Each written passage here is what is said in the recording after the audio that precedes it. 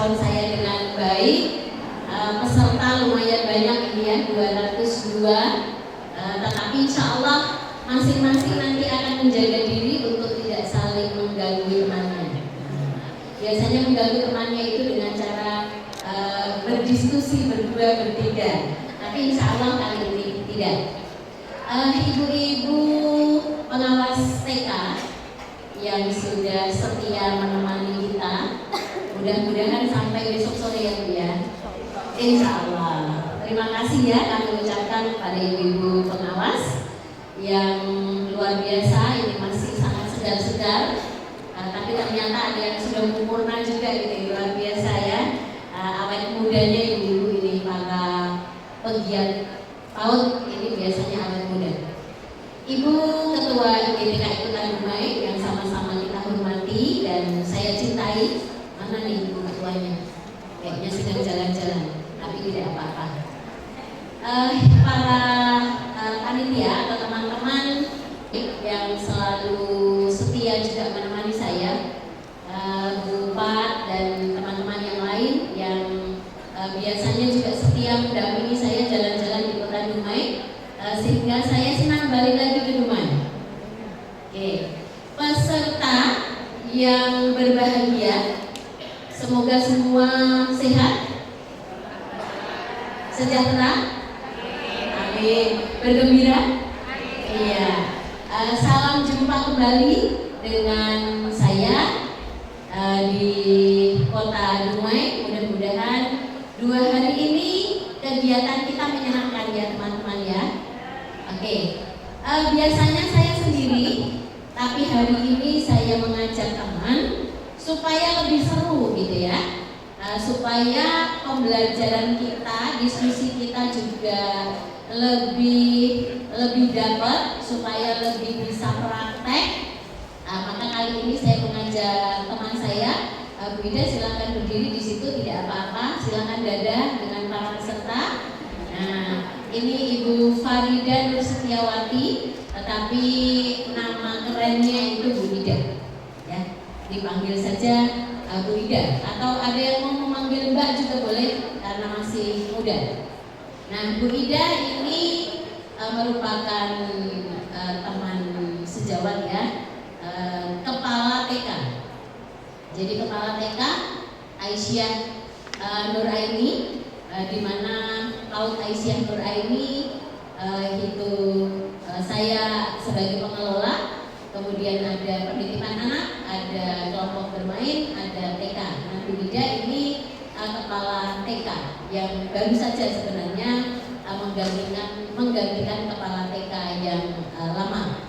Kami punya 2 tempat Ibu untuk PAUD kami, ada di Jalan Kiai Haji Ahmad Dahlan dengan di Jalan Ledjen Suprapto. Jadi ada 2 kampus gitu ya, yang masing-masing ada penitipannya, ada kelompok bermain dan juga ada TK-nya. Tetapi memang NPSN-nya 1. Jadi secara kelembagaan itu hanya ada 1 TK, ada 1 KB dan 1 TPA. Tetapi karena kelas jauh, jadi nanti ada wakil kepala yang berada di kampus di unit 1, kemudian yang unit 2 itu kepalanya. Baik teman-teman, adakah yang hadir di sini yang belum pernah ketemu saya? Silakan tunjuk tangan, angkat tangan.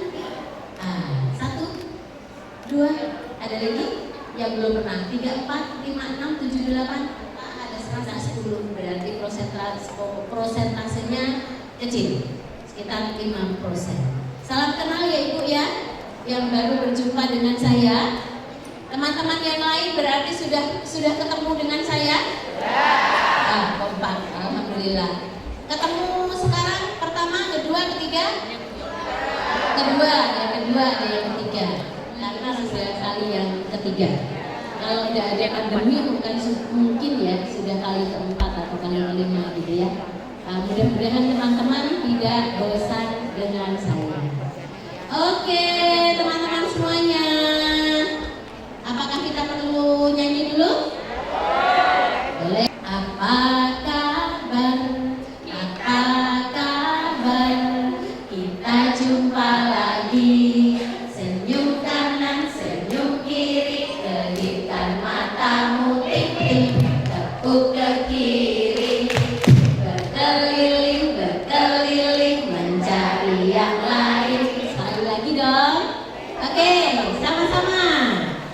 Apa kabar? Apa kabar? Kita jumpa lagi.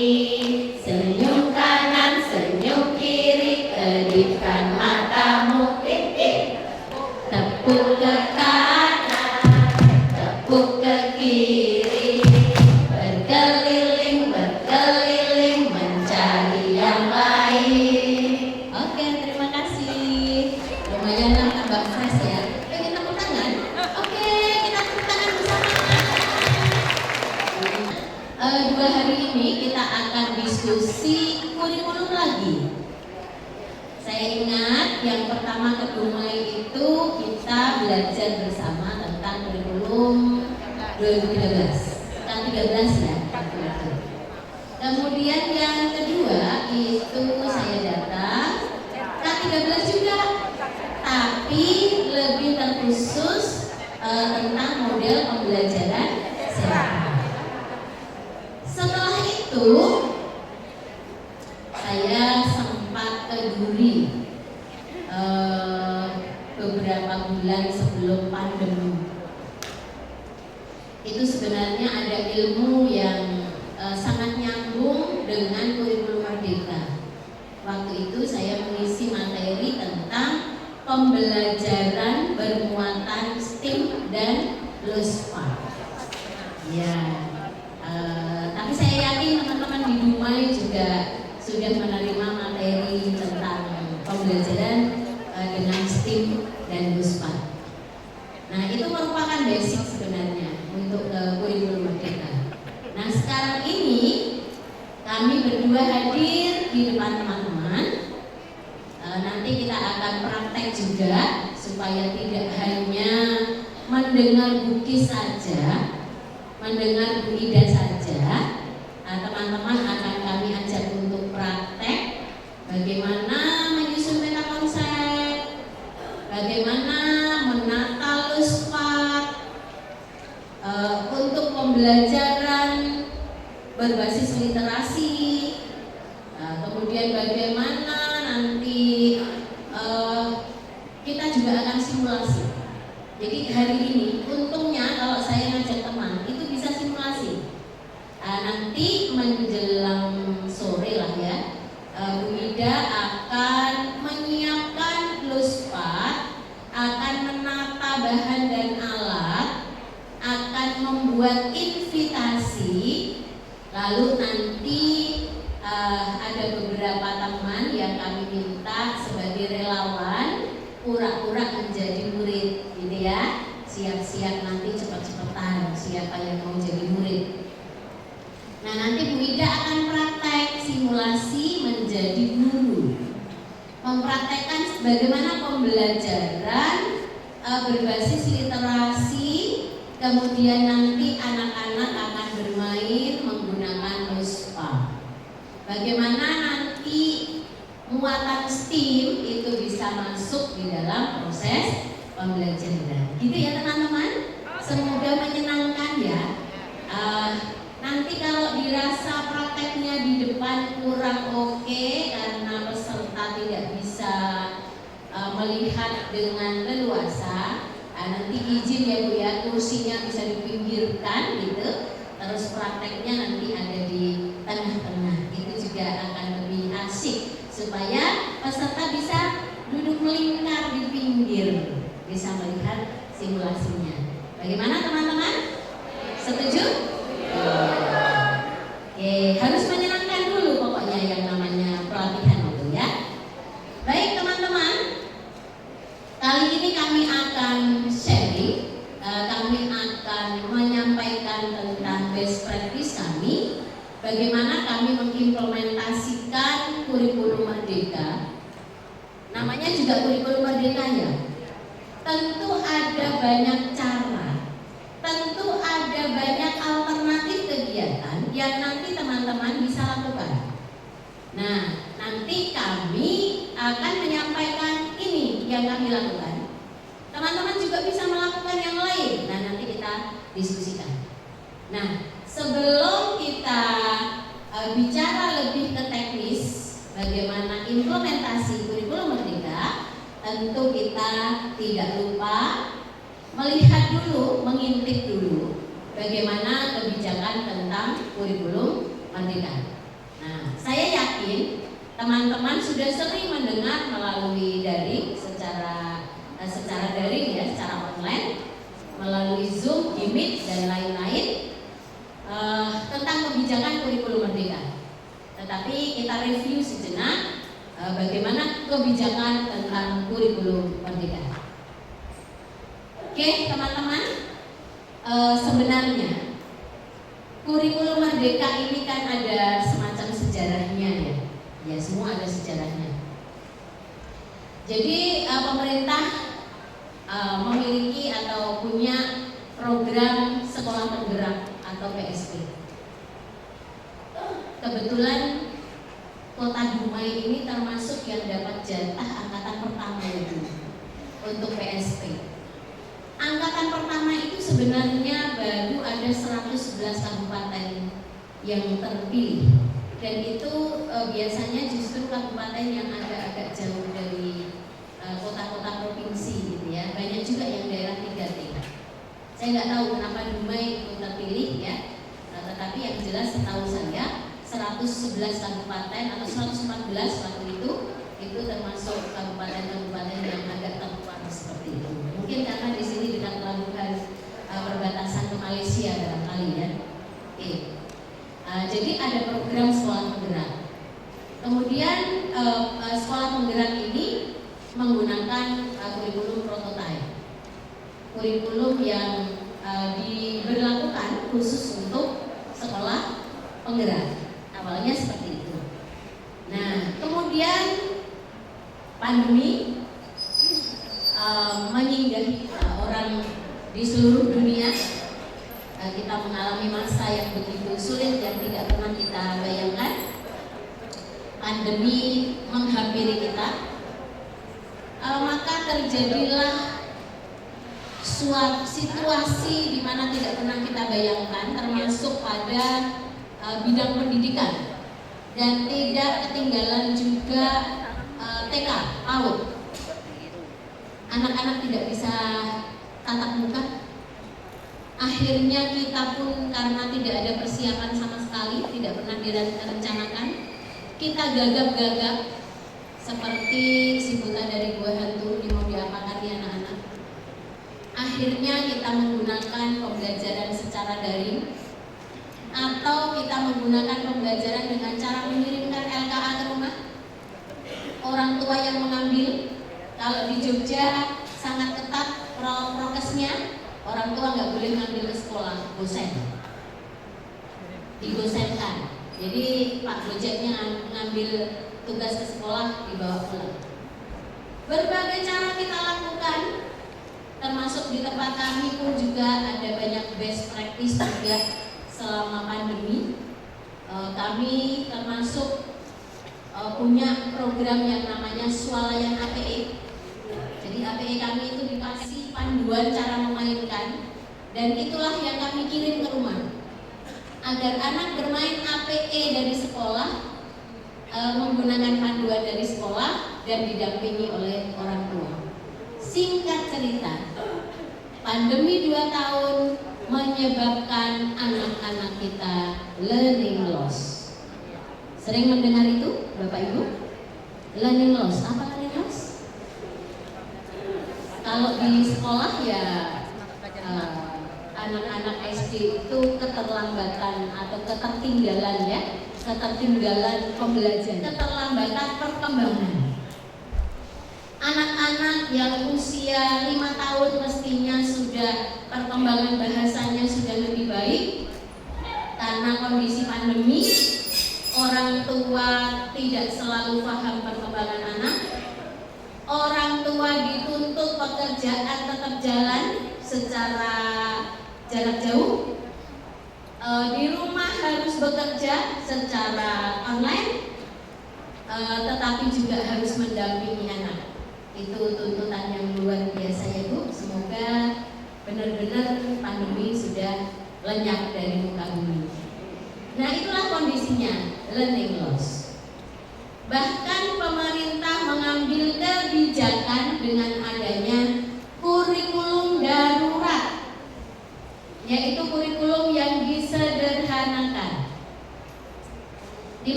menggunakan kurikulum darurat. Seperti apa?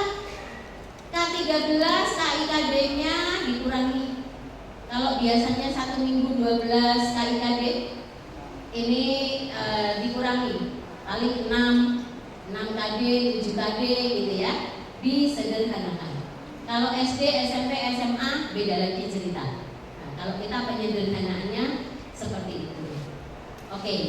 Nah, karena kondisi itu, maka kemudian pemerintah melakukan survei dan kita sering mendengar ya, ternyata kurikulum darurat itu cukup efektif untuk ini Bu, ya, pemulihan pembelajaran. Nah, kemudian setelah disurvei juga hasil kurikulum prototipe yang tadi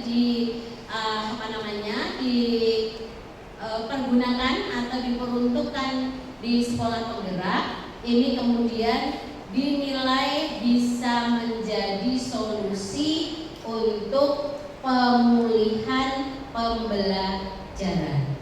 Nah, maka kondisinya kecil-kecil sekali nih. Di tahun 2022 kurikulum Merdeka itu sudah di-launching gitu ya Bu ceritanya ya.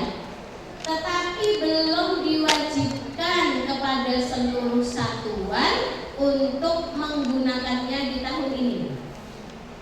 Nah, meskipun belum diwajibkan, namun kita mendengar, oh tahun 2024 nanti wajib nih kurikulum Merdeka, begitu nggak teman-teman? Nah, kemudian biasa kita sebagai guru yang berdedikasi, yang memang mau berkembang, mau cepat mengikuti perubahan, biasanya kita tidak mau menunggu sampai harus diwajibkan. Sebelum diwajibkan harus sudah belajar. Kalau perlu secara mandiri, penasaran kayak apa sih kurikulum Merdeka gitu ya. Oke. Dan pemerintah juga membuka secara online yang disebut dengan IKM, implementasi kurikulum Merdeka. Bagi siapa? Bagi sekolah-sekolah di luar sekolah penggerak. Kalau sekolah penggerak udah jelas wajib hukumnya menggunakan kurikulum Merdeka. Tetapi non sekolah penggerak boleh loh mengimplementasikan kurikulum Merdeka dengan cara mendaftarkan secara online, mengikuti program IKM, ada linknya, kita bisa mendaftar. Nanti ada 3 kategori. Apakah sekolah kita masuk? Ada 3 kategori apa saja teman-teman? Iya, mandiri belajar, mandiri berubah, atau mandiri berbagi. Nah, pertanyaan saya, apakah yang hadir di sini ada yang sudah mengikuti IKM? Ya, tunjuk tangan yang sudah IKM. Oke, mandiri apa Bu kategorinya? Mandiri belajar. Ibu mandiri apa Bu yang di tengah? Mandiri belajar. Yang di depan? Mandiri berubah. Oke, alhamdulillah. Ada yang mandiri belajar, ada yang mandiri berubah. Dan itu dapat SK ya Bu ya. Mandiri belajar, mandiri berubah itu dapat SK dari kementerian. Jadi secara mandiri mengimplementasikan kurikulum Merdeka. Terus gimana nih caranya? Ya belajar secara mandiri. Belajar secara mandiri yang termasuk seperti ini juga ya Bu ya. Selain memahami modul-modul yang juga diperoleh ya dari berbagai sumber. Oke teman-teman. Nah, bagaimana dengan teman-teman yang belum sempat nih? Karena portalnya kan sudah ditutup. Nah, nanti barangkali suatu hari dibuka kembali ya Bu. Kalau teman-teman sudah tahu sedikit lah tentang implementasi kurikulum Merdeka, begitu nanti dibuka lagi lebih pede tuh untuk daftar. Oke, pede aku, gitu ya. Nanti mungkin bisa langsung mandiri berbagi ya, kalau sudah paham. Nah, sekarang teman-teman, posisi kita bagi sekolah non PSP, non sekolah penggerak, posisi kita ada di sini. Ada 3 pilihan yang dapat diputuskan Satuan Pendidikan tentang implementasi kurikulum merdeka di tahun 2022-2023. Yang pertama, menerapkan beberapa bagian dan prinsip kurikulum merdeka tanpa mengganti kurikulum satuan pendidikan yang sedang diterapkan. Artinya apa? Teman-teman masih menggunakan KIKD ya Bunda ya? Masih memakai KTSP ya teman-teman ya? Masih KTSP. Tetapi sudah menerapkan beberapa prinsip kurikulum merdeka. Misalnya pembelajarannya sudah menggunakan literasi, sudah dengan STIM dan LUSPA, kan ada dasar-dasar literasi dan STIM, gitu ya. Mungkin sudah menggunakan P5. Apa P5? Ya, project. Kalau project penguatan profil pelajar Pancasila, betul ya P5 ya? Bukan pemuda Pancasila ya? Iya. Project penguatan profil pelajar Pancasila. Itu ada buku panduannya ya Bun ya, ada modulnya ya. Nanti juga akan saya sampaikan setelah konsep kurikulum. Ya. P5 itu bisa dikatakan semacam wajib lah dilaksanakan untuk kurikulum merdeka. Dan sudah ready. Maksudnya sudah ready itu kayak apa? Sudah disiapkan oleh pemerintah panduannya. Tema-temanya juga sudah dipilihkan oleh pemerintah. Nah, sepertinya teman-teman sudah hafal nih. Apa saja tema P5? Ada 4 tema. Aku sayang bumi, aku cinta Indonesia, bermain dan bekerja sama, imajinasiku. Mana nih yang hafal 4-4-nya? Wah, ini kayaknya sudah lolos ini kurikulum merdeka. Kenapa? Oh, sekolah penggerak. Oke, alhamdulillah. Nanti teman-teman dari sekolah penggerak kan bisa sharing juga ya, supaya lebih seru gitu ya, lebih komplit. Oke, jadi nanti ada P5. Mungkin teman-teman bisa mengambil beberapa tema P5 mau diterapkan, tapi kurikulumnya masih menggunakan KTSP, masih menggunakan kurikulum 13. Halo? Boleh ya seperti itu ya? Kan bukan sekolah penggerak. Jadi transisi dulu kan? Nah, kalau sekolah penggerak memang oke, harus gitu. Kenapa? Karena didanai, karena dilatih berbulan-bulan, nggak cuma berbulan-bulan kali, karya terus bertahun-tahun gitu kan? Oke. Berikutnya, nih yang kedua nih, menggunakan perangkat ajar yang sudah disediakan. Pemerintah kan membuatkan beberapa perangkat ajar. Nah, itu bisa digunakan dulu sebelum kita mampu mengembangkan perangkat ajar. Ada kok contoh-contohnya, termasuk buku-buku cerita yang bisa digunakan untuk pembelajaran intrakurikulernya, itu juga disediakan oleh pemerintah. Kalau sekolah penggerak udah dikasih gratis itulah ya. Tapi kalau kita yang bukan sekolah penggerak, itu kita bisa mendownloadnya. Ya, jadi disediakan juga oleh pemerintah. Itu untuk tahapan yang kedua. Jadi sudah menggunakan kurikulum Merdeka, tetapi belum mengembangkan perangkat ajarnya. Pakai ajalah dulu punya pemerintah untuk latihan, gitu ya. Kalau kurang gimana? Nanti kalau kurang kan terpaksa mengembangkan sendiri.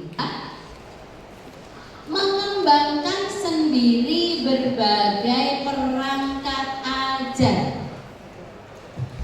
Mengembangkan sendiri, membuat sendiri, menyusun sendiri, mencari literasi sendiri, mencari tema-tema yang terdekat dengan anak secara mandiri. Oke, jadi ini yang bisa dilakukan oleh kita dalam rangka implementasi kurikulum Merdeka. Jadi intinya perlu buru-buru nggak melaksanakan kurikulum Merdeka? Perlu. Kalau buru-buru sih nggak perlu ya.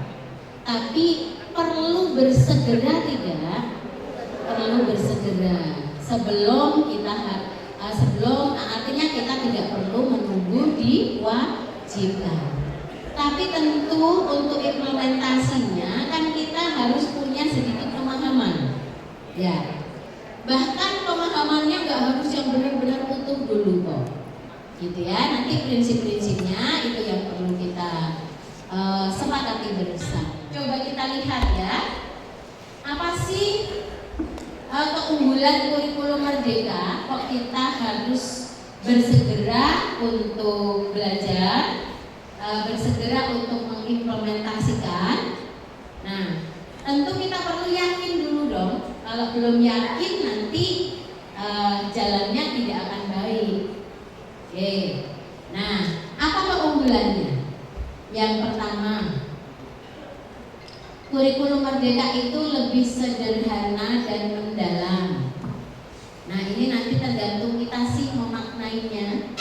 Apakah kurikulum Merdeka yang nanti kami akan sharingkan itu menurut teman-teman lebih sederhana atau tidak gitu ya. Tetapi menurut artinya kompetensi anak itu memang ketercapaiannya betul-betul terlihat. Nah, kenapa kok sederhana dan mendalam?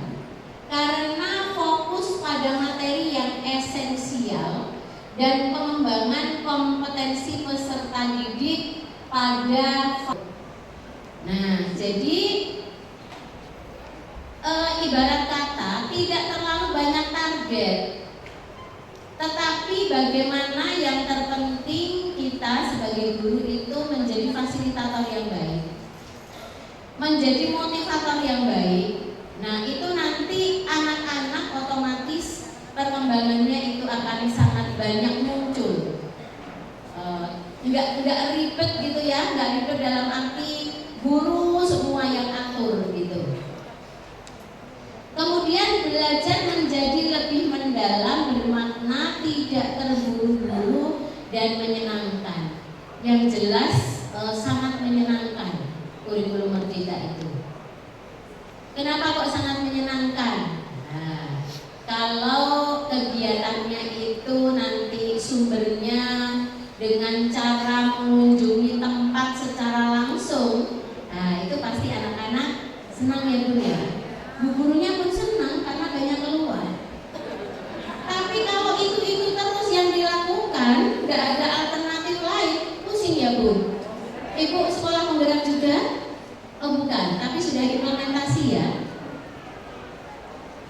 Ya, jadi senang kalau jalan-jalan terus.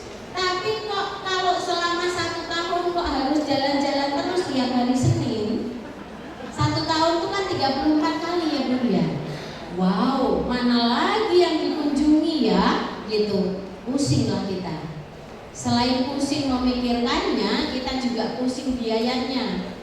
Wah, harus ada kendaraan yang mengangkut anak, ya kan?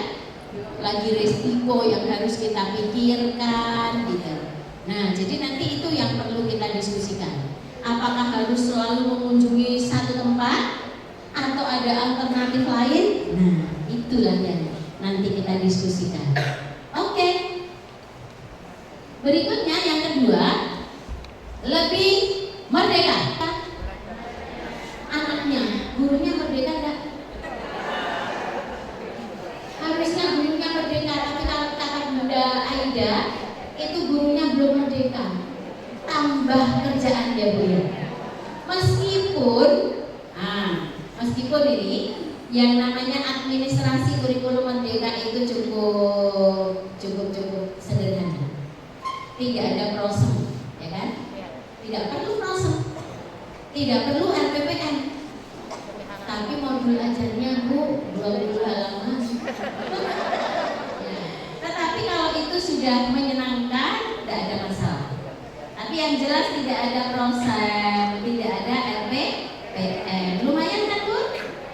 Terus nanti asesmennya tidak ada lagi rekapan. Harus direkap nih per minggu, per bulan, per semester, ngabisin kertas. Checklistnya banyak kali tuh barangnya, gitu ya. Itu sudah tidak lagi. Senang dulu ya Bun? Pokoknya belajar itu yang senang-senang dulu.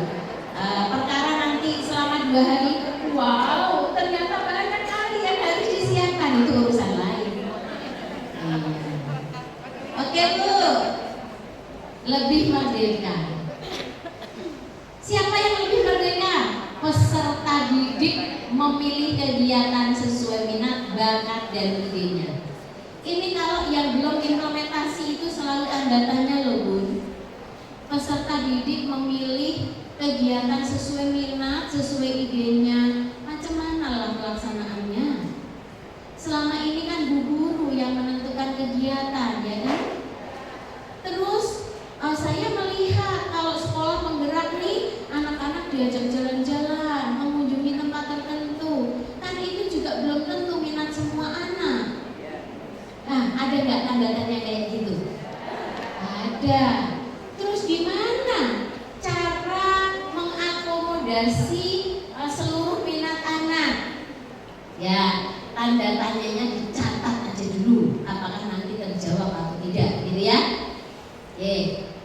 Kemudian guru mengajar sesuai tahap capaian dan perkembangan peserta didik. Halo. Kalau dulu kita patokannya KIKD, kita patokannya 6 aspek perkembangan. Kalau kurikulum merdeka patokannya apa Bu? CP. Apa sih CP? Capaian pembelajaran. Coba teman-teman nanti lihat di CP itu ada 6 aspek enggak? Enggak ada. Kenapa? Karena 6 aspek itu sudah melebur. Jadi jangan dicari-cari ya. Mana nih aspek kognitif? Mana nih aspek fisik motorik itu ya Bun ya? Itu sudah melebur menjadi berapa elemen Bun?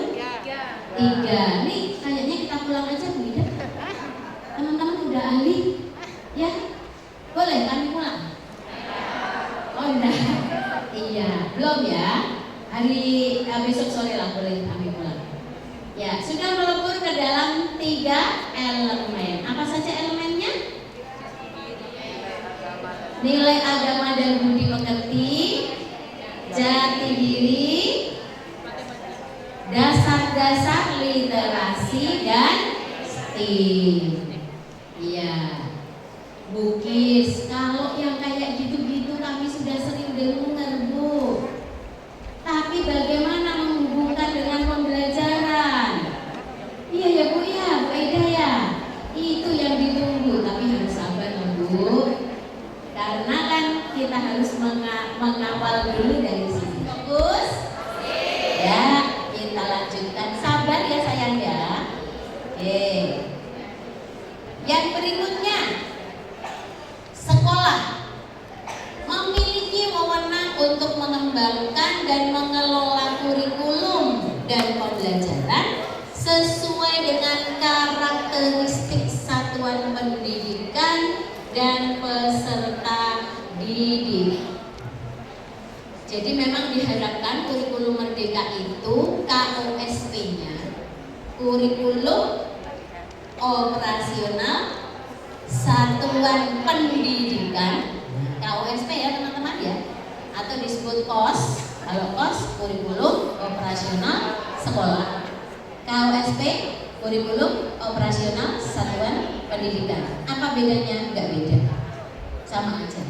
Satuan pendidikan ya sekolah, tapi kalau di PAUD kan kita tidak biasa menyebut sekolah, jadi satuan pendidikan. Oke. KOSP-nya itu bisa berbeda, sedikit mengetahui gitu. Kok antara sekolah penggerak yang satu dengan yang lain kok beda-beda gitu ya? Ya bisa jadi karena memang kondisinya berbeda-beda. Nah, nanti di tempat kami itu juga berbeda. Apa bedanya? Misalnya, ketika kita menyusun KOSP, itu kan ada analisis SWOT, ada analisa mulai dari letak geografis sekolah kita itu ada di mana.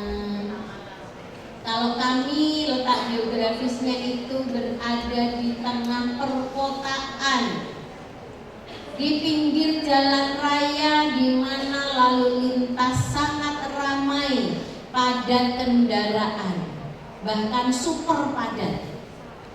Nah, itu kondisi kami. Kemudian karena lalu lintas yang begitu padat dengan kondisi sosial atau kondisi pekerjaan orang tua yang rata-rata sibuk kantoran, karena anak-anaknya itu sekaligus dititipkan di tempat kami ya, daycare sampai jam 3 sore. Maka untuk melibatkan orang tua itu pun bukan hal yang mudah, karena mereka punya jam kerja kantor, ya enggak Bu? Oke, yang relatif ya menengah, misalnya seperti itu. Lalu latar belakang budaya rata-rata ya sebagian besar anak asli Jogja, tetapi sebagian yang lain bukan asli Jogja, karena di Jogja itu kan juga miniaturnya Indonesia. Nah, ini akan mempengaruhi pembelajaran kita. Dengan kondisi seperti ini, latar belakang gurunya seperti apa, sosial budayanya seperti apa, ekonominya seperti apa, maka kemudian misalnya di tempat kami itu kami memutuskan untuk penggunaan sumber belajar. Halo? Karena nanti selalu ada sumber belajar ya Bu, yang namanya kurikulum merdeka itu ya. Untuk penggunaan sumber belajar, kami lebih banyak menggunakan buku cerita sebagai basis dari pembelajaran. Kami tidak banyak menggunakan literasi berupa pengalaman langsung. Kenapa? Karena begitu keluar dari pintu gerbang kami itu sudah jalan raya. Mau diajak jalan-jalan kemana anak-anak kami? Paling banter bisanya ke pasar tradisional, itu nggak pakai nyebrang, hanya melewati jembatan besar, jembatan jalan raya 50 meter sampai pasar. Tapi masa 1 tahun mau mengeksplor pasar?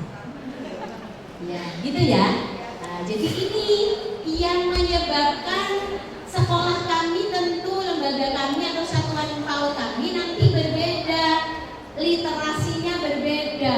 Kami lebih banyak menggunakan buku-buku cerita. Cek. Oh, tadi sempat bilang, sekarang nggak tahu lagi. Oke ya, begitu ya teman-teman ya. Nanti teman-teman saya ajak prakteknya pakai yang buku cerita, mau? Oke ya.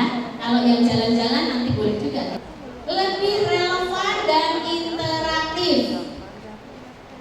Pembelajaran melalui kegiatan proyek memberikan kesempatan lebih luas kepada peserta didik untuk secara aktif mengeksplorasi isu-isu aktual. Misalnya isu lingkungan, isu kesehatan, dan lainnya untuk mendukung pengembangan karakter dan kompetensi profil pelajar Pancasila. Halo? Kok pembelajaran Pancasila sih? Pembelajaran melalui kegiatan project. Melalui kegiatan apa pembelajaran? Project. Kayak apa sih pembelajaran project? Nah, ini yang juga menjadi tanda tanya. Pembelajaran project ada yang sudah disiapkan oleh pemerintah yang tadi masuk P5 tadi ya teman-teman ya. Pembelajaran project terutama untuk mengenal tentang bumi kita, global warming, bahwa bumi kita ini sudah mau rusak. Nah, supaya anak-anak kita ini peduli, meningkatkan kompetensi sebagai profil pelajar Pancasila. Ada pembelajaran project untuk mengenal kecintaan terhadap negara dengan mengenal tarian-tarian tradisional, permainan tradisional. Nah, itu kan sudah disiapkan oleh pemerintah ya Bu. Dan tidak mungkin kan itu aja yang kita gunakan. Nah, nanti kita akan kenal bahwa struktur kurikulum Merdeka itu kan ada 2 macam. Ya, nanti kita akan lihat. Nah, kita lanjut dulu.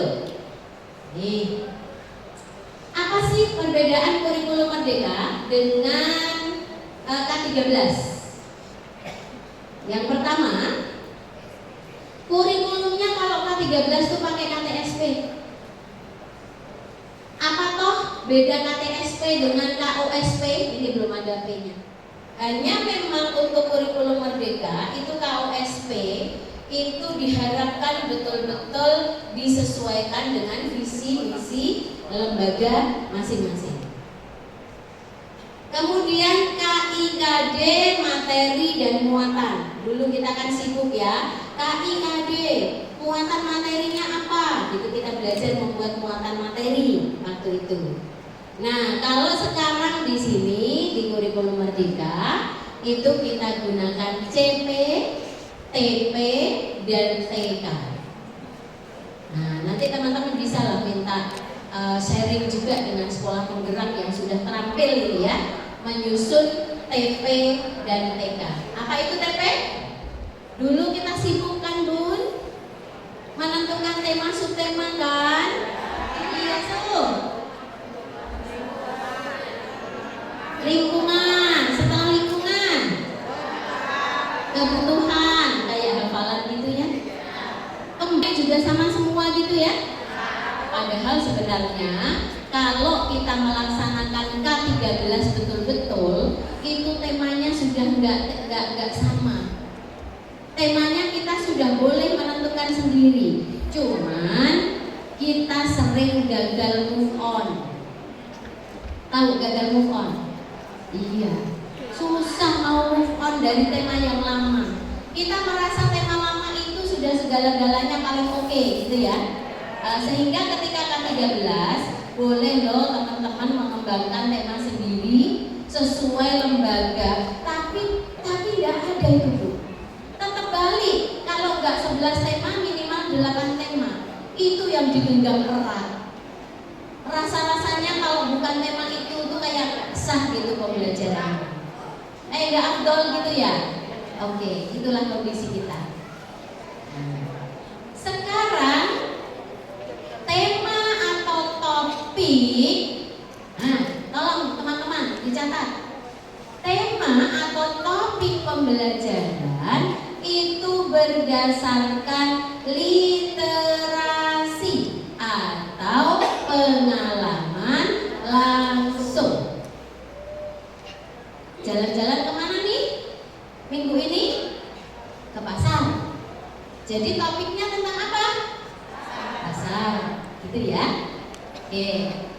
Terus gimana Bu di KOSP apakah topik-topik itu harus ditentukan? Ya kalau teman-teman sudah bisa merancang 1 tahun ke depan silakan ditentukan.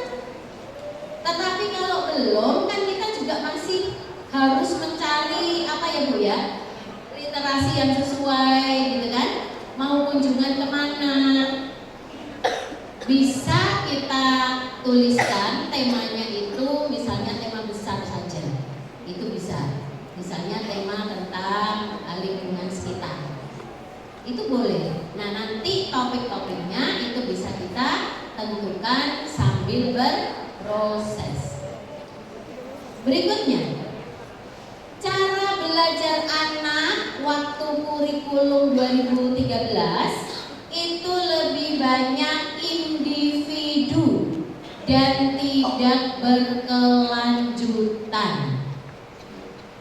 Belajarnya itu individu, mewarnai ya mewarnai sendiri, membuat hasil karya yang membuat hasil karya sendiri, bikin mahkota dari kardus, dari karton, ya masing-masing anak bikin sendiri-sendiri. Iya nggak teman-teman? Ya waduh Bu Ketua ini langsung setuju banget gitu ya. Kemudian meskipun topi yang dibuatnya itu kalau di K13 itu harusnya sudah sesuai minat anak ya, sesuai kreativitas anak, tapi sama-sama bikin topi. Hanya nanti topinya beda-beda gitu ya. Individu, tidak banyak berkolaborasi dan belum berkelanjutan. Maksud berkelanjutan itu kayak apa?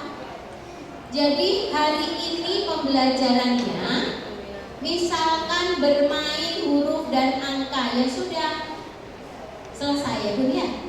Nanti dibereskan ya Bun ya. Kalau kurikulum merdeka tidak berkelanjutan, akan kita tanya anak, akan kita tawarkan kepada anak, apakah mau dilanjut besok? Iya. Bahkan pertanyaannya tidak seperti itu. Pertanyaannya bagaimana pengalaman anak-anak bermain hari ini? Apa yang kalian sudah buat? Aku tadi membuat seluncuran Bu Guru, kata si anak. Oh, seluncuranmu seperti apa? Aku tadi seluncuranku masih terlalu sempit Bu Guru untuk menyeluncurkan bola yang besar tadi belum muat. Oh begitu. Lalu apa rencanamu besok? Apakah kalian punya rencana untuk besok? Aku besok mau ini Bu Guru. Aku mau merubah papan seluncurannya. Aku mau menggunakan bahan yang lebih luas. Ada lagi pengalamanmu? Iya, seluncuranku tadi kalau kesenggol roboh Bu Guru. Oh begitu. Kenapa rupanya kok roboh? Kurang kuat Bu Guru. Kenapa kurang kuat? Karena bahannya tadi terlalu tipis. Jadi apa rencana kalian selanjutnya? Aku besok mau bikin seluncuran pakai bahan yang lebih tebal. Menurutmu bahan apa itu? Aku mau pakai balok berongga Bu Guru. Halo? Itu percakapan dengan anak. Itu yang disebut dengan kalimat pemantik. Menggunakan kalimat terbuka berupa pertanyaan maupun pernyataan. Nah, kayaknya yang agak problem tuh di sini. Kemampuan atau keterampilan guru menggunakan kalimat pemantik Bunda. Iya. Karena kita terbiasa instruksi. Kita terbiasa dengan memberi contoh. Jadi kalau ada kasus seperti itu, biasanya guru bertanya, tadi adik bikin apa? Tadi Mas Dika bikin apa? Gitu. Bermain apa? Aku bikin gini Bu Guru gitu. Terus pertanyaannya itu bukan kalimat yang muncul itu bukan kalimat pemantik, tapi mungkin komentar-komentar yang justru membuat anak menjadi ya sudah cukup. Ya, cukup sampai di situ. Nggak usah saya contohkan lah, teman-teman pasti ingat itu. Ya, oke.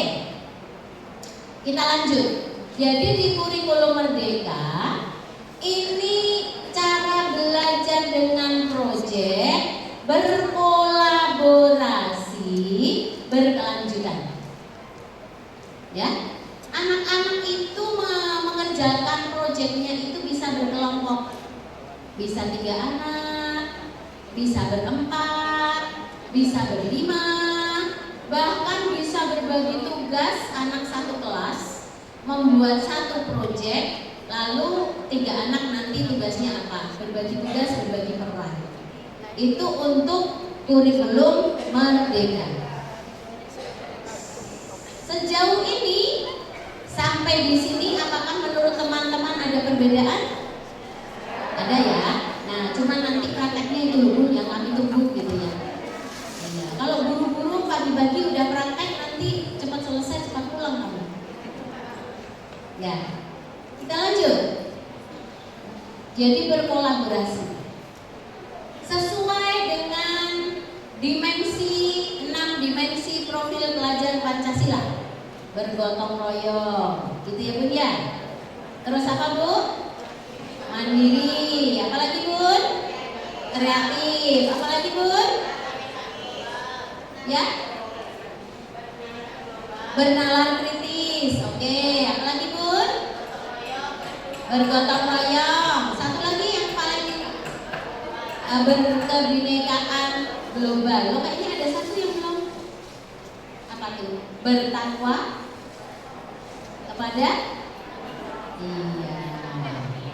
Oke, jadi dimensi profil pelajar Pancasila. Kita lanjut. Penilaian yang digunakan di K13 atau asesmen itu otentik. Sudah otentik, sudah sesuai fakta. Nah, indikatornya direncanakan untuk tercapai. Jadi kalau K13 itu di RPPH kan kita sudah meletakkan indikator untuk dinilai. Kemudian kita sudah target nih. Minggu ini 15 anak harus memunculkan perkembangan sesuai indikator yang kita rencanakan. Gitu ya Bu? Pakai checklist ya. Oke, itu kalau K13. Bagaimana dengan asesmen untuk kurikulum Merdeka?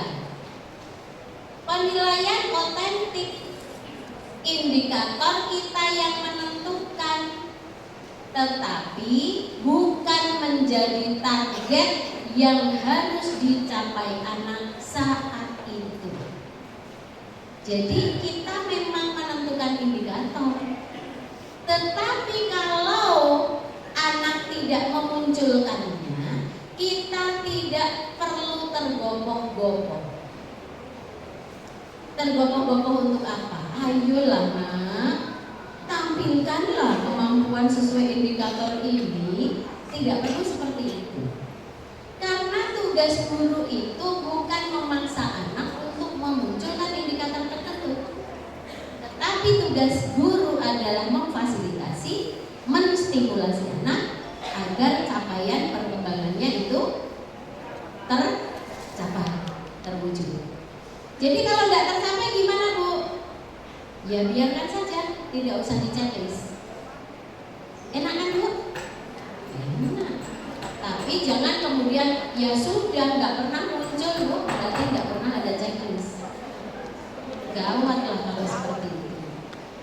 Ya, tapi nanti bagaimana teknis penilaian yang lebih detail tentu akan kita bicarakan pada sesi-sesi berikutnya.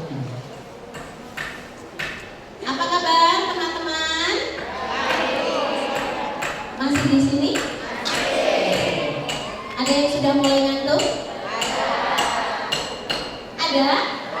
Oh belum. Ada yang bilang ada yang belum. Mana yang sudah ngantuk? Oh nggak berani tunjukkan. Oke, kita lanjutkan. Perencanaan. Nah,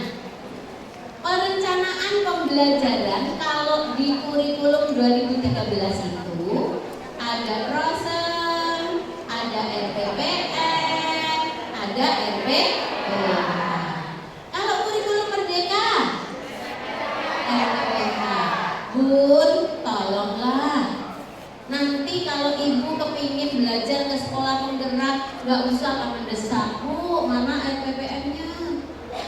Bu, tolonglah kami kasih tahu mana prosennya. Orang murid ke sekolah penggerak juga nggak bikin prosen. Ibu sekolah penggerak juga? Sekolah penggerak juga? Dah. Mana Bu Puji? Bu Puji, halo Bu Puji. Wah, ini ternyata ada para pakar di sini ya. Nanti sharing ya Bu ya. Halo. Jadi memang boleh sih teman-teman sekolah penggerak yang sudah melaksanakan kurikulum merdeka itu menyusun prosen dan RPPM. Tapi itu tidak ditanyakan ya Bu. Terus nanti gimana kalau apa namanya? Kalau akreditasi. Ini kan ada hubungannya dengan akreditasi. Padahal di akreditasi ketika ibu mendaftarkan melalui Sispena, mengupload 8 standar, itu masih ditanya Bu, prosen, RPPM, RPPH. Terus apakah kita harus rekayasa? Enggak, harusnya asesor yang paham. Iya, harusnya asesor mengerti. Emang harusnya asesor dilatih dulu kurikulum merdeka. Asesor harusnya melihat ini sekolah penggerak, sudah pasti tuh pakai kurikulum merdeka. Harusnya kalau tidak ada prosen, tidak ada RPPM, tetap di checklist. Tapi kan ada catatan tuh ya Bu ya, di KPK, waktu KPK itu ada catatan. Lembaga asesi merupakan taman kanak-kanak yang tergabung ke dalam program sekolah penggerak. Kemudian perencanaan pembelajaran cukup menggunakan modul ajar atau RPPH. Checklist aja.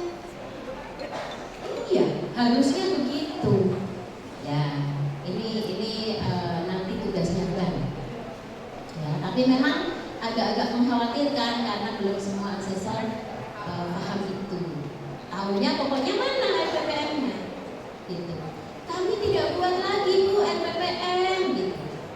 Ya tapi kan di sini ada indikatornya, terus gimana lah kami menilai, gitu.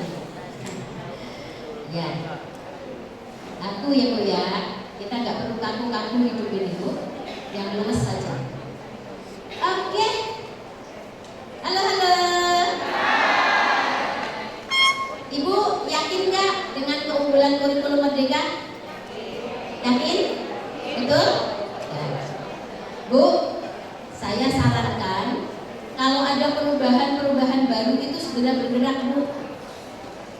Ya, jangan menunggu terlalu lama.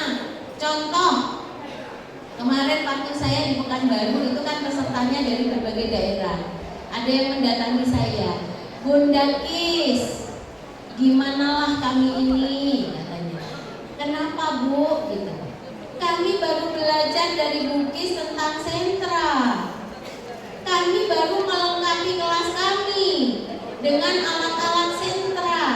Sekarang sentra kami sudah lengkap.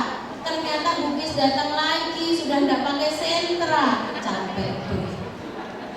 Saya bilang kenapa Ibu harus terlambat puluhan tahun? Tidak, saya tidak ngomong gitu sih dalam hati. Karena sentra kami pakai sentra tahun 2005. Nah ini 2022 baru mimpi sentra. Ya kan? Jadi kalau kita itu nggak segera bergerak itu kayak begitu. Gitu. Bukis yang di Jogja juga begitu. Kami baru belajar sentra dari Bukis. Kenapa Bukis sudah mengajarkan STIM dan LOSPA? Tahun 2018 Bu As. Kan kami sudah menggunakan pembelajaran sentra bermuatan STIM dan LOSPA. sebelum masuk kurikulum merdeka. Ya, udah STIM dan LUSPAT, sudah pakai proyek kami, gitu. Tapi proyeknya waktu itu masih oke lah, masih bisa masuk ke sentra-sentra. Orang bingung, kenapa Buki sudah mengajarkan kami STIM dan LUSPAT? Bukan saya yang mengajarkan, ibu yang minta.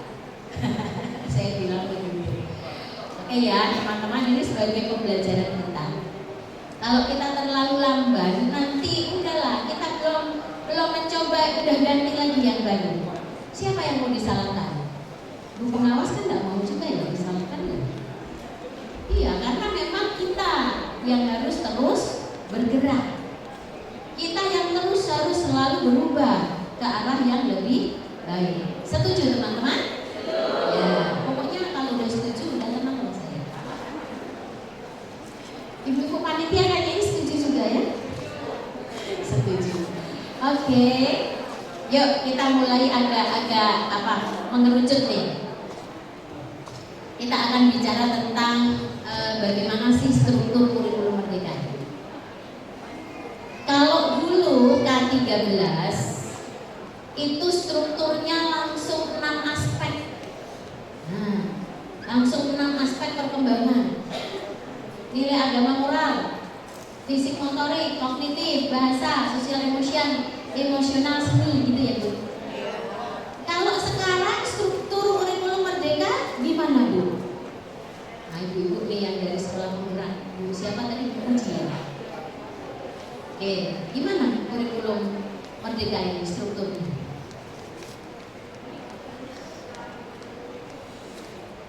Diawali dengan CP. Oke. Iya, dimulai dari peta konsep. Iya. Oke. Kemudian menyiapkan bahan dan alat gitu ya Bu. Baik. Kalau itu nanti teknis ya Bu, teknis di dalam merencanakan pembelajaran. Kalau kita bicara struktur kurikulum, di kurikulum merdeka itu ada dua macam. Ada dua macam apa nih ya? Dua kategori gitu ya. Dua komponen. Apa saja komponennya? Yang pertama, atau mau dibolak-balik juga boleh. Yang pertama itu kegiatan pembelajaran intrakurikuler.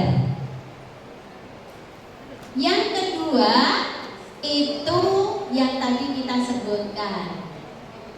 Kalau di SD disebut ko-kurikuler, tapi kalau di PAUD langsung disebut P5, Project Penguatan Profil Pelajar Pancasila. Apa yang intrakurikuler tidak ke P5 ya ke P5 juga, maksudnya ke dimensi 6 dimensi profil pelajar Pancasila. Tetapi cara pembelajarannya agak berbeda. Lebih mudahnya gitu Bu saya menyampaikan. Kalau yang P5 itu memang disiapkan oleh pemerintah, tema-temanya sudah disediakan, proyeknya juga sudah dicontohkan, langkah-langkah kegiatannya sudah ada. Hari pertama apa, hari kedua apa, hari ketiga ada. Itu sudah dibuatkan oleh pemerintah. Ibarat kata sudah ready. Itu P5. Oh ya, jadi tidak ada konektornya ya, sehingga laptopnya harus 2. Itu maksudnya? Iya, tidak apa-apa. Teman-teman yang sana juga biar lebih melihatnya lebih jelas. Oke teman-teman, saya ulang. Jadi ada P5 dan ada intrakurikuler. Kalau yang P5 itu ready, apa boleh kita mengembangkan yang P5? Boleh. Tapi memang pemerintah sudah menyiapkan tema-temanya yang tadi teman-teman sebutkan. Aku sayang bumi. Aku cinta Indonesia. Bermain dan bekerja sama, imajinasiku. Oke. Nah, kalau teman-teman ingin tahu pelaksanaan P5 dapat dari mana? Bisa teman-teman baca dari buku panduan kurikulum merdeka. Judulnya Project. Kalau di sana ada yang buku lama itu tidak pakai penguatan, tapi Project Profil Pelajar Pancasila. Jadi P4 ya Bu, tapi penyebutannya sudah P5. Project Penguatan Profil Pelajar Pancasila. Halo? Hai. Teman-teman yang belum punya bukunya, nantilah kita belajar sedikit ya. Nah, kalau mau belajar lengkapnya yang banyak, baca sendiri bukunya. Karena banyak sekali tuh, tebel itu.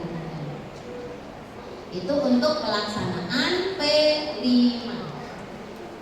Kemudian kita kembali dulu yang nomor 1 dulu nih, yang pembelajaran intrakurikuler.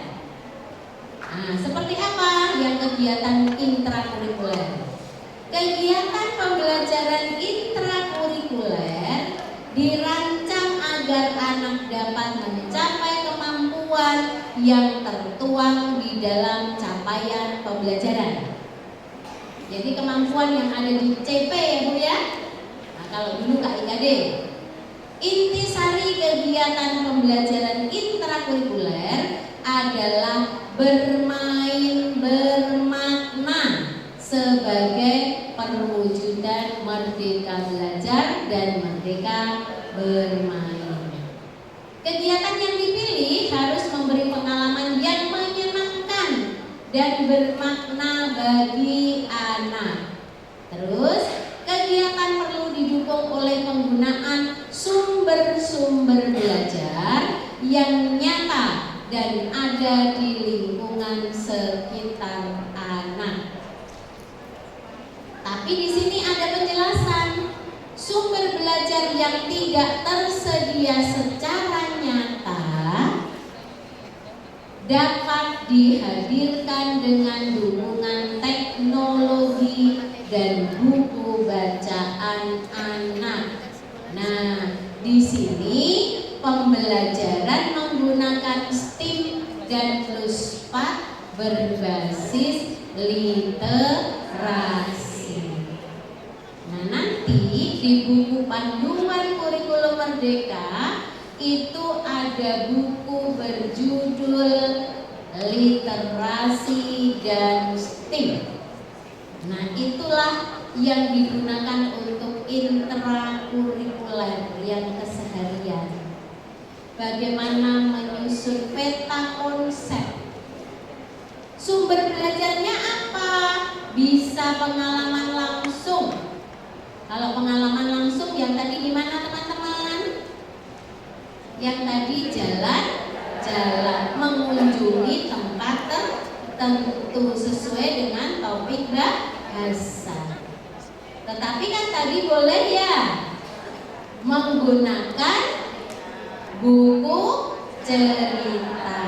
Nah, ternyata dari buku cerita itu juga bisa dijadikan sebagai basic pembelajaran. Kalau di buku pedoman kurikulum Merdeka Belajar, literasi dan STEAM itu di sana dicontohkan. Literasi yang dibaca adalah, kalau tidak salah seingat saya, ada buku cerita berjudul Batu dan Bambu.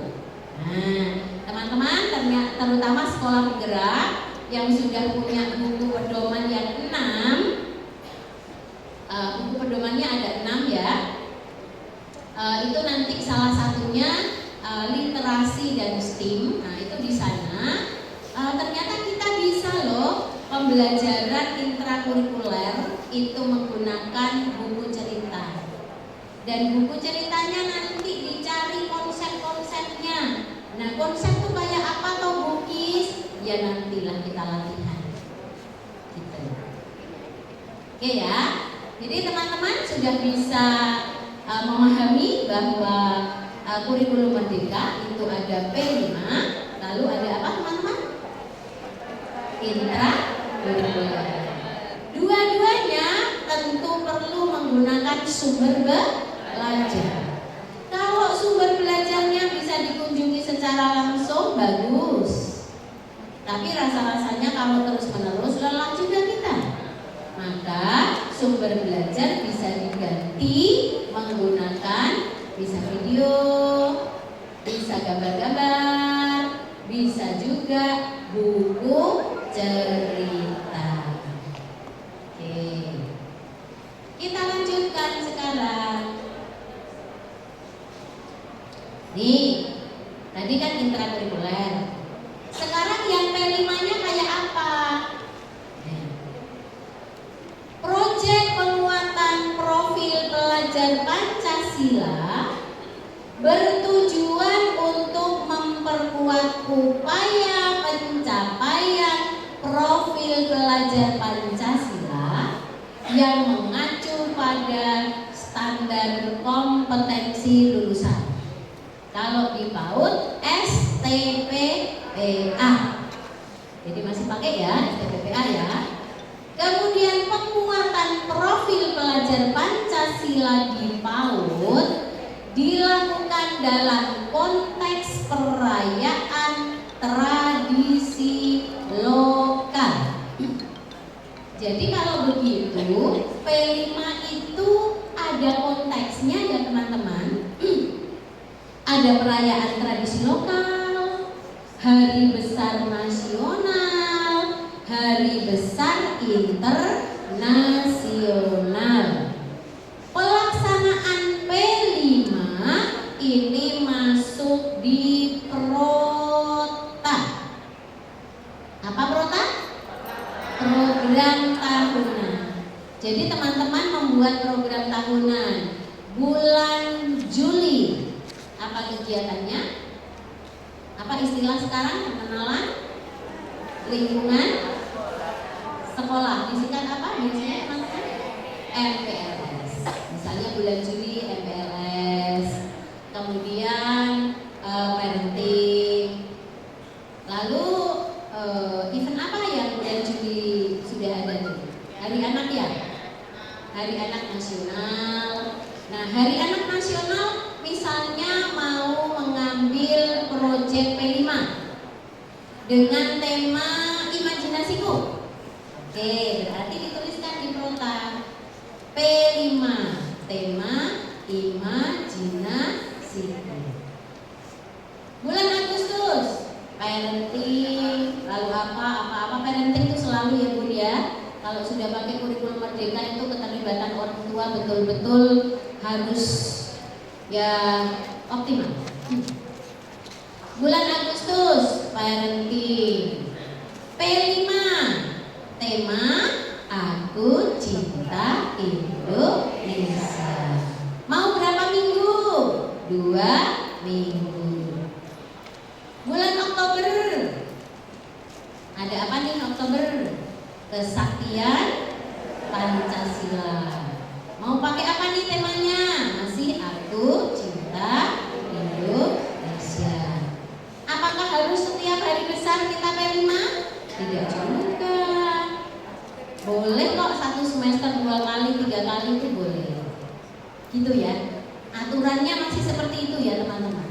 Tapi kalau tema subtema yang disediakan pemerintah sudah lumayan banyak. Kayak Aku Sayang Bumi itu sudah ada 3 topik atau 3 subtema kalau kita bilang. Kemudian Aku Cinta Indonesia itu juga kalau nggak salah juga ada sekitar 3 ya topiknya. Saya belum begitu hafal. Lalu bermain dan bekerja sama. Kemudian imajinasiku. Itu juga kayaknya masing-masing ada 3 topik. Oke teman-teman? Oke? Ya. Jadi seperti itu. Perayaan tradisi lokal, hari besar nasional, dan hari besar internasional. Hari Bumi berarti yang cocok apa nih temanya? Aku Sayang Bumi. Hari ayah, hari ibu. Apa nih yang cocok? Imajinasiku. Nanti proyeknya bikin kartu ucapan selamat hari ibu. Nah, itu bisa. Oke. Nah, ini kan terkait perayaan-perayaan ya teman-teman ya. Kan 1 tahun itu nggak selalu perayaan, ya kan? Yang sehari-hari macam mana nih? Nah, apa yang akan kita lakukan untuk anak-anak? Nah, itu yang tadi disebut dengan intrakurikuler. Boleh nggak kita menentukan tema? Boleh. Tema-temanya dipilih berdasarkan mengenalkan tempat-tempat yang ada di sekitar kita. Boleh? Boleh. Sumber belajarnya apa yang digunakan? Kunjungan langsung. Menggunakan buku-buku boleh? Boleh. Teman-teman mau mengenalkan sayuran atau makanan sehat untuk anak-anak? Bisa? Bisa. Mencari literasi terkait dengan itu boleh? Boleh. Oke. Teman-teman mau mengenalkan batu dan bambu, itu yang ada di lingkungan sekitar bulan? Iya. Cari bukunya bisa? Bisa. Jadi kayak gitu. Sesekali berkunjung ke satu tempat, tadi pasar, karena dekat pasar. Oke. Tapi minggu ini aku tidak pakai kunjungan. Sumber belajarnya pakai literasi, pakai buku cerita. Minggu depan sumber belajarnya video. Tetapi bukan video anak. Bukan ketika anak jalan-jalan ke pasar di video lalu itu sebagai sumber belajar, tidak. Tetapi video terkait dengan topik. Bicara tentang sampah, berarti mencari video yang terkait dengan misalnya bahaya sampah atau dampak dari sampah yang tidak terkelola dengan baik. Cari videonya susah. Cari bukunya. Wah, berarti kurikulum Merdeka ini harus banyak hunting buku cerita ya, yang kira-kira bisa digunakan untuk basis dari pembelajaran. Nah, dari situlah teman-teman, nanti si buku cerita ini kita fokus dulu ke buku cerita, oke? Setuju? Ya.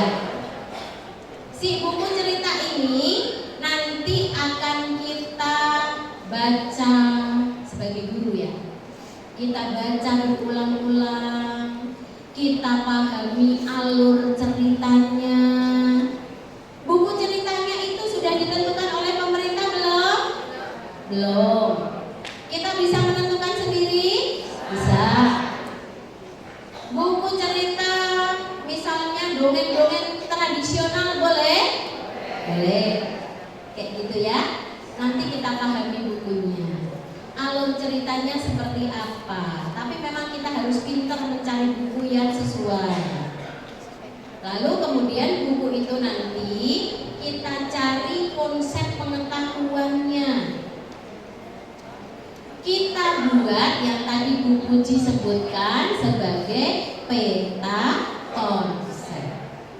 Jadi peta konsep itu bisa berdasarkan buku cerita, bisa juga berdasarkan pengalaman langsung, bisa juga menggunakan video, bisa juga narasumber. Tapi kalau narasumber mungkin kurang menarik ya untuk anak usia ini ya, karena cuma cerita juga gitu. Tapi intinya itu, sumber belajar itu macam-macam. Terus sumber belajarnya sudah ditentukan. Nanti kalau bikin modul ajar pun itu modul ajarnya akan diinformasikan secara umum bahwa sumber belajarnya adalah buku cerita. Judulnya apa? Siapa penulisnya? Siapa penerbitnya? Lalu ringkasan dari ceritanya itu apa? Kemudian konsep pengetahuan yang ditemukan pada buku itu apa saja? Lalu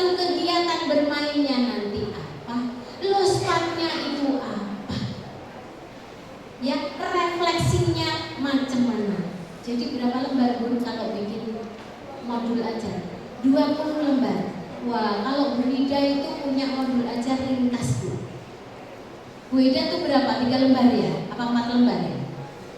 Kalau 1 minggu full 3 lembar. Modul ajar 3 lembar menggambarkan 1 minggu Bu, udah ada refleksinya nanti. Cuman memang itu modifikasi kami karena pusing kami lihat modul ajar 22 halaman. Isinya apa? Diulang-ulang. Di tengah udah ada, di belakang diulang lagi gitu ya. Tapi kalau Ibu mau yang 22 juga boleh, tidak apa-apa. Kalau kami modifikasi. Ibu mau yang 22 apa yang 3? Loh. Ternyata suka yang sedikit ya Bu.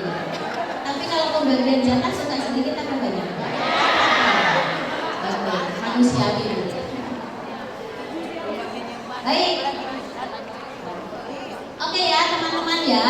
Kita sudah bahas itu struktur kurikulum merdeka. Posisinya ada di mana? Berikutnya nih tentang CP, TP, dan TK. Apa itu CP? Ya, dari dulu kalau ditanya, Bu, apa itu STPPA? Satuan tingkat apa standar tingkat pencapaian perkembangan anak? Iya, itu kepanjangannya. Gitu. Terus apa toh maknanya gitu kan? Definisinya apa gitu ya? Capaian di akhir masa PAUD ya, jadi fase fondasi ya Bu yang menyebutnya ya. CP ini tidak dimunculkan dalam rancangan pembelajaran harian atau mingguan. Jadi tidak dicari-cari loh Bu. CP itu sudah diturunkan atau di breakdown atau dikembangkan menjadi TP. Jadi TP ini merupakan terjemahan dari CP, termuat dalam KOSP, Kurikulum Operasional Satuan Pendidikan. Kemudian lembaga PAUD memiliki kebebasan untuk menerapkan tujuan pembelajaran sesuai konteks masing-masing. Bukis, kami masih pening nih mikir TPCP. Ya, nanti tahap awal kan tadi Ibu boleh menggunakan K13 dulu ya Bu ya. Nah, tapi sudah mulai belajar penerapan tentang project, pembelajaran project, baik yang P5 maupun yang intrakurikuler.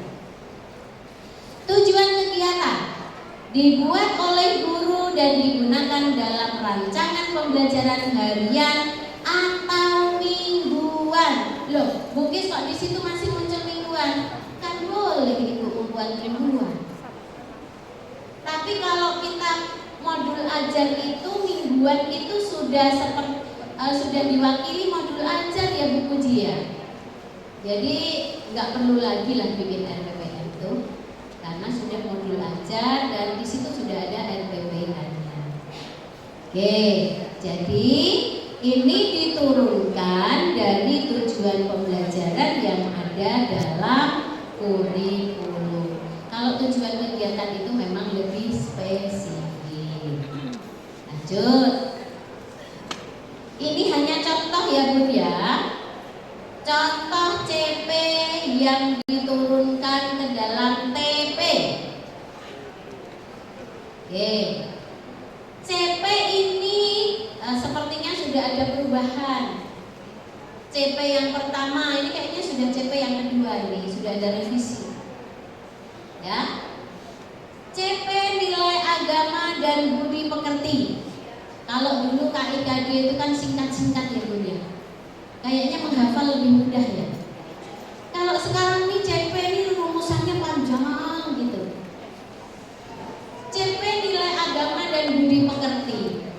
Mulai dari anak percaya kepada Tuhan Yang Maha Esa, melalui mengenal dan mempraktikkan ajaran pokok sesuai dengan agama dan kepercayaannya. Terus TP-nya apa? Misalnya TP-nya mengenali kewajiban agamanya, mempraktekkan kewajiban agamanya. Oke Bu, jadi seperti itu rumusan CP, kemudian dibawa ke TP. TK-nya kapan? Nanti kalau sudah membuat RPP itu baru muncul TK-nya, tujuan kegiatan. Oke Bu, sepertinya saya nggak akan bacakan lah ya dari CP1 ke CP2 ke CP3 yang mencakup 3 elemen. Kalau tadi nilai agama dan budi pekerti, sekarang CP jati diri. Kemudian juga ini ada CP dasar-dasar literasi dan STEM. Kalau yang CP lama itu kayaknya dijajarkan gitu ya Bu. Ada CP dari PAUD, terus CP anak usia kelas 1, kelas 2 SD gitu ya Bun. Itu dijajarkan. Oke. Nah, ini masih juga CP dasar-dasar literasi dan STEM.